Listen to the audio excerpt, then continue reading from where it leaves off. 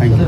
Sir మాట్లాడితే ఇంత టెన్షన్లో కూడా సంక్రాంతికి వస్తున్న ఈవెంట్లో ప్రెస్ మీట్లలో జోషి కనిపిస్తూ ఆడియన్స్ సేవ చేసే ప్రయత్నం చేస్తూనే ఉన్నారు. ఇంత ఒత్తిడిలో కూడా మీరు సినిమా ప్రేక్షకులు తీసుకోవడానికి మీకు మోటివేషన్ లాగా చెప్తారు పవన్ కళ్యాణ్ గారు. సో ఆ ఫోర్స్ కాకుండా ఇంకేముంది? నాకు అదే మెయిన్. అంటే మనకు ఎలా ఉంటుంది, మార్నింగ్ లేస్తాము, రాత్రి పడుకునే వరకు ప్రతి ఒక్కరి లైఫ్లో ఒక ఎనర్జీ కావాలి. ఆ ఎనర్జీ ఫ్యామిలీ ఇస్తుంది, పిల్లలు ఇస్తారు, స్నేహితులు ఇస్తారు, మన ప్రొఫెషన్ ఇస్తుంది. ఆ ప్రొఫెషన్ని నేను అన్నిటితో పాటు ఆ ప్రొఫెషన్ ఎక్కువ లవ్ చేసి yes I want come back. నేను ఎందుకు సక్సెస్ పర్సంటేజ్ లాస్ట్ 5 yearsలో తగ్గిపోయిందనే దానికి సినిమాల మీద పనిచేస్తూ ఆ ఎనర్జీ తెచ్చుకుంటూ చేయడం. మన ఈవెంట్లో మీరు 2 తెలుగు రాష్ట్రాలకు సంబంధించిన అంశాలు ఉంటాయన్నారు ఈవెంట్లో. అంటే పొలిటికల్ గానా ఎట్లా? అది మీరు సినిమా చూసినప్పుడే మీరు అది ఫీల్ అవుతే బాగుంటుంది. పవన్ కళ్యాణ్ గారు అక్కడ టికెట్ల రేట్లు ఇచ్చినప్పుడు పవన్ కళ్యాణ్ గారు ఎనర్జీ అని చెప్పారు. ఆయన స్టేజ్ మీద ఆయన పార్టీకి మీరు ఎనర్జీ అని చెప్పారు.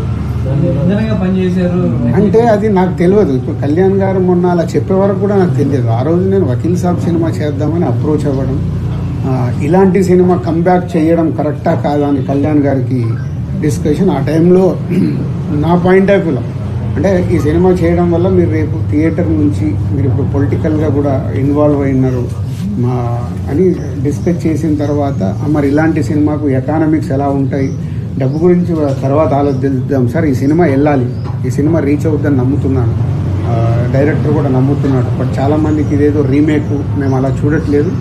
రీమేక్ సోల్ తీసుకున్న పవన్ కళ్యాణ్ గారి ద్వారా ఎలా చూపించాలి ఈ సినిమాని చూపిస్తామని ఆ రోజు కన్విన్స్ చేశాను. ఆయన నమ్మారు. దాని తర్వాత ఏదో ఫైనాన్షియల్గా మాట్లాడుకున్న తర్వాత ఓకే సార్ అని నేను వచ్చేసాను. నిన్న కళ్యాణ్ గారు అలా చెప్పే వరకు కూడా నాకు తెలియదు. ఆ రోజు ఆ సినిమా చేయడం వల్ల అది జనసేన పార్టీకి ఇంధనమైందని నాకు తెలియదు. అందుకే మీరు ఆ విజువల్ చూస్తే నాకు ఆ టీయర్స్ వచ్చేసాయి. ఏంటి నిజమా ఇదని?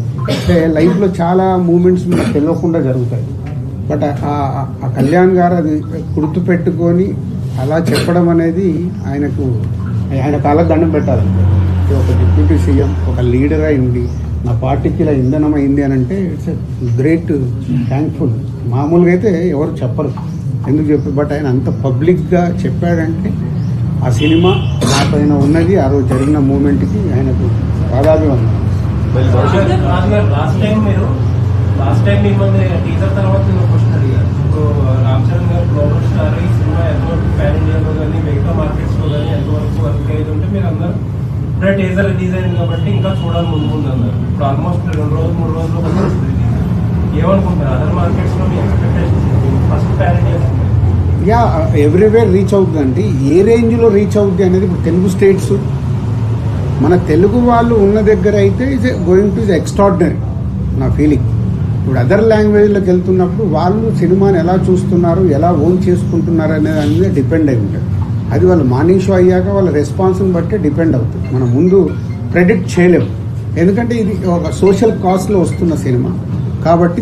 ఈ సినిమాలో ప్లస్ పాయింట్స్ ఏంటి? వావ్ సాంగ్స్ ఉంటాయి. సో ఆల్ లాంగ్వేజ్ ప్రేక్షకులకు నచ్చేది wow song. Hero villain tit for tat. ఇవాళ నార్త్లో చూస్తే hero villain tit for tat వాళ్ళు బాగా ఎంజాయ్ చేస్తారు. So hero villain tit for ట్యాట్లు ఉన్నాయి. అలాగే సౌత్కి వస్తే మన సోల్, ఏదైతే సోల్ ఉందో సౌత్లో అందరికీ రీచ్ అవుతుంది. I'm expecting this film will reach everywhere. But ఏ రేంజ్లో ఎక్కడ ఎలా రీచ్ అవుతుంది అనేది ఇప్పుడే మనం చెప్పలేము. టికెట్ల రేట్ల విషయంలో సీఎం గారిని కలుస్తున్నారు సార్. టికెట్ల రేట్ల విషయంలో సీఎం గారిని అపాయింట్మెంట్ అడిగాను. ఎప్పుడు పిలిచినా వెళ్ళి కలిసి రావాలి. నిన్న అంటే పవన్ కళ్యాణ్ గారు మాట్లాడుతూ టికెట్ల రేట్లు హైక్ ఇవ్వడం వల్ల గవర్నమెంట్ కూడా ఆదాయం వస్తుంది కదా, అది అందుకే మేము ఇస్తున్నామని ఒక మాట ఉంది. అంటే చాలా మంది అది ఆలోచించాల్సింది. కళ్యాణ్ గారు చెప్పిన పాయింట్ లో ఒక వాల్యూ, ప్రతి 100 రూపాయలకి 18% జిఎస్టీ రూపంలో వెళ్తుంది. జిఎస్టీలో 9% స్టేట్కి వెళ్తుంది, 9% సెంట్రల్కి వెళ్తుంది. అంటే మనం సినిమా ద్వారా వచ్చేది మళ్ళీ గవర్నమెంట్కి వెళ్ళి గవర్నమెంట్ ద్వారా పర్సంటేజ్ అది ఉపయోగపడేది. ఆడియన్స్ కళ్యాణ్ గారు నడిచే డిమాండ్ అండ్ సప్లై అన్ని సినిమాలకు మనం టికెట్ రేట్లు పెడితే కూడా చూడరు. ఈరోజు ఏముంది, సినిమా అనేది ఆ 4 రోజులు, ఆ వారం రోజులే హాట్. ఒకప్పుడు మన సినిమా సిల్వర్ జూబ్లీలు 175 days లాగేటి. ఇప్పుడంతా ఫాస్ట్ ఫుడ్ లాగా 1 week 10 daysలో క్లోజ్ అయిపోతుంది. సో ఇది క్లోజ్ అయినప్పుడు దీని తర్వాత వెనకాల పైరసీ కావచ్చు, ఓటీటీ కావచ్చు, చాలా ఇంపాక్ట్స్ ఉన్నాయి. సో ఒక బిగ్ ఫిలిం ఇలా భారీ బడ్జెట్తో సినిమా తీయాలన్నప్పుడు తప్పకుండా గవర్నమెంట్స్ సపోర్ట్ కావాలి.